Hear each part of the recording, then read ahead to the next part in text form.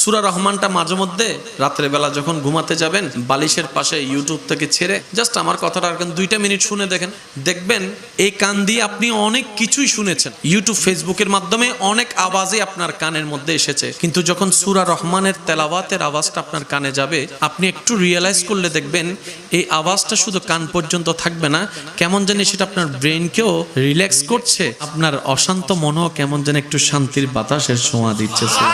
হবে নাই বা কেন?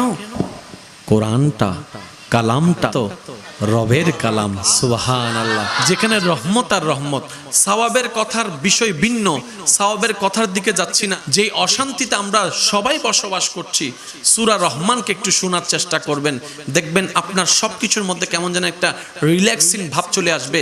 এমনও হতে পারে আপনি এই মুগ্ধ নয়নে শুনতে শুনতে কখন যে আপনি ঘুমের ঘরে চলে যাবেন আপনি নিজেও টের পাবেন না। বলেন না সুবহান।